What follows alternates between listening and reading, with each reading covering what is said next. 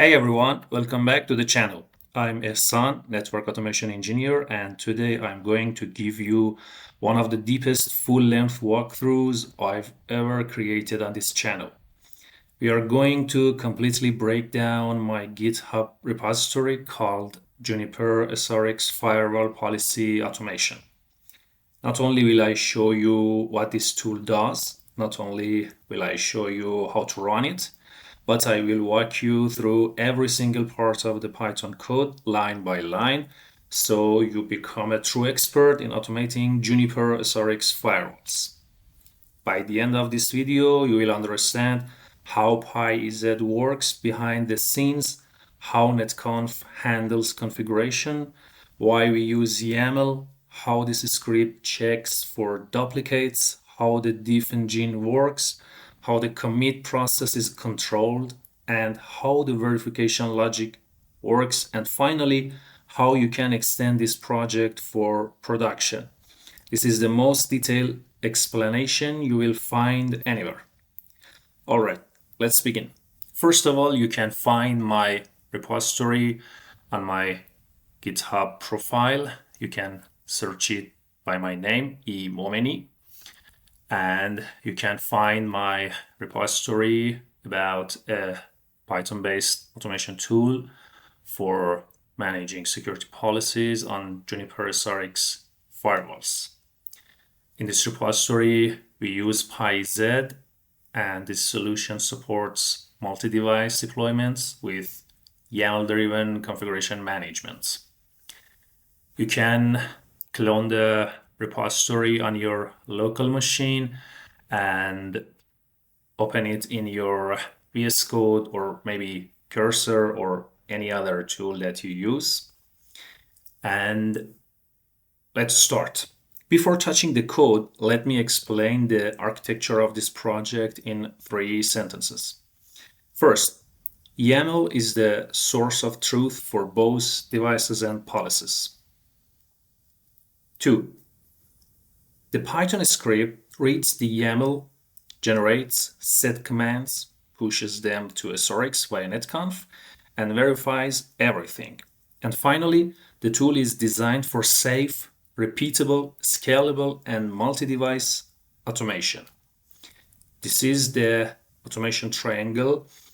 First of all, you have YAML input, then you have Python logic, and finally you have SRX configuration changes. Here we have the Python code, as you see. In the first parts of the code, we have the imports section, and let's break down what each import does and why it exists. We have here import YAML that allows us to parse devices.yaml and policies.yaml. We import device from jmpr.junos. This is the netconf connector, as you know, to SRX devices, and it establishes an XML session over SSH port 830. After that, we are going to import commit error and config load error, and also connect error. These are the exception ports from Junos. And after that, we are going to import config from utils-config that triggers configuration mode on Junos, and also responsible for entering exclusive config mode, loading candidate configuration, and showing diffs, and also finally committing changes. And after that, we import E3 from LXML. That we use this to build an XML filter, and the filter tells Junos that show me only the config of this specific policy, and this is absolutely critical for duplication detection. Now let's go through the functions. We have Here, CLI code, we have load YAML list, and after that we have build policy filter, we have collect text, we have extract policy details, and we have normalizing list, we have policy matches, and also we have add security policy, and after that we will have verifying the policy, and finally the main execution of the code and loading the security policies, and also execute it for all of the devices and policies that we have. So from the beginning, we have here the small helper function that is CLI code.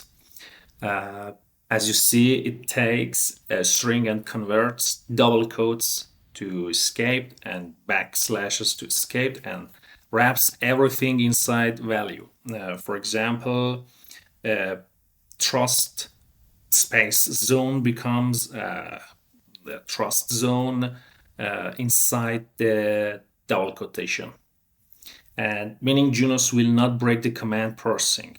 This prevents errors like unknown zone name, invalid syntax, and maybe unexpected token errors. And this is for production safe automation. We use it for this example, that stopping the breaking command parsing in Junos.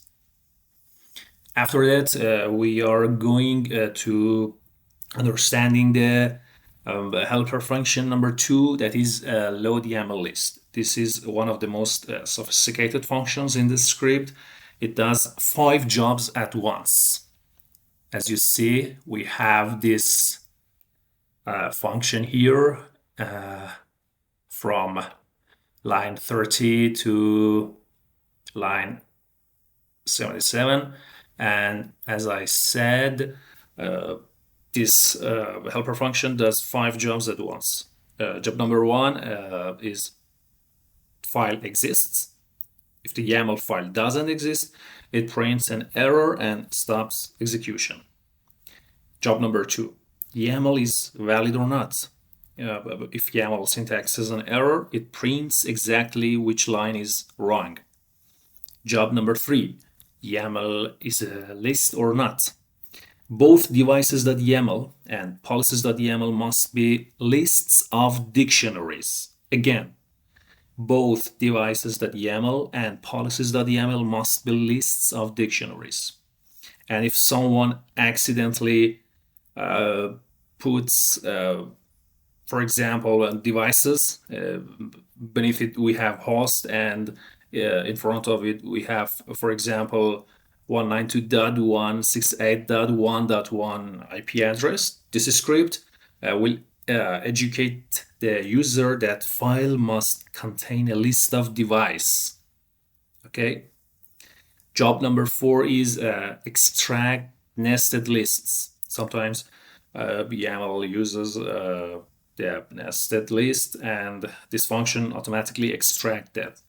And after all, in job number 5, we have normalizing entries, and every entry must be a dictionary. And this makes the input extremely reliable. After that, we are going to understanding the, let me find it. We have load YAML list, and after that we have,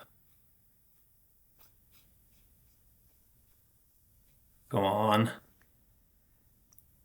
we have build a policy filter.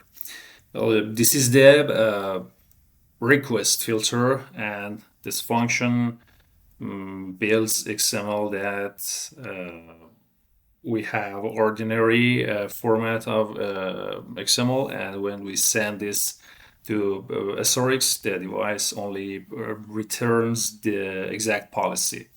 And this is infinitely faster than pulling the entire config, and it's also more precise and more scalable. And after all, we have here the collect text section that is easy to understanding, as you see here. And we want to go through the after that we have the add security policy. Let me find it. We have here the heart of the automation of this code. This is the most important function, and let me explain it step by step, like a story. Step one is validating required fields. If someone forgets any of the ports, the script safely skips the policy. And what are that ports is from underline zone to underline zone and policy underline name. These are the required fields we have in our policies. And this protects against broken YAML. Step two is normalizing inputs. It extracts from zone to zone and policy name and codes them using CLI code, as you remember at the first function we have, to prevent syntax errors. And after that we have building set commands. This is where the automation magic begins. For every source address, it constructs set security policies from zone, trust, and blah blah blah. It does the same for destination address, application, action, logging, description, and this result in a clean list like set blah blah blah, source address any, set blah blah blah, destination address any, and we have this for any other ports. For example, application junos-eznc, then permit, then we have log session in it, and finally we have description, for example, allow web. And these commands are combined into a multi-line string. And after that, at step 4, we have connecting to SRX. And this performs SSH authentication, netconf session initialization, XML capabilities negotiation, and device type detection. And if connection fails, it's called by except connect error. And in step 5, we have entering exclusive configuration mode. In exclusive mode, we are going to lock the config, and it avoids parallel users interfering. It guarantees you are the only one making changes and also prevents commit checkout failed errors. And this is exactly how production automation must behave.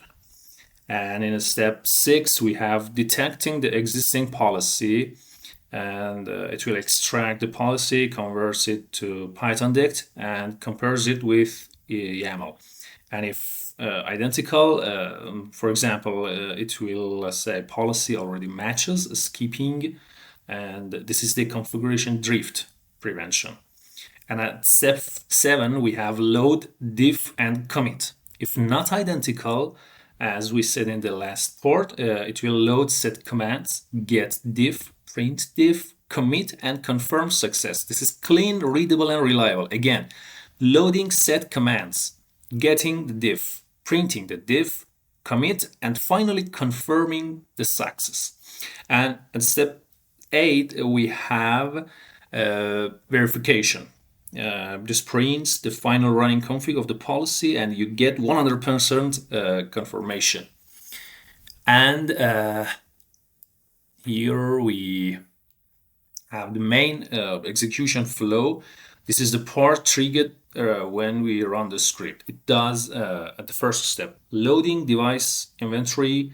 After that, it will load policy list, then looping through each device. And after that, loop through each policy, and After that, we are going to apply the policy, then verifying the policy, and finally, we are going to print all tasks completed. This is the automation pipeline we have here in the code. And let's see why this script is production ready. This script uses YAML as source of truth. It will exclusive config mode, safe diffs, commit commands, intelligent duplicate detection. It has input validation, explicit error handling, per policy verification, and finally clean exit conditions. This is what separates toy automation from enterprise automation. And that was the deepest explanation of my Juniper SRX automation script, line by line, function by function, concept by concept. And if you want to download the full repository, as I said, it's available at my GitHub repository. You can find Juniper SRX firewall policy automation. If this helped you, make sure to like, subscribe, and comment your thoughts. Thank you for watching, and as always, happy automating.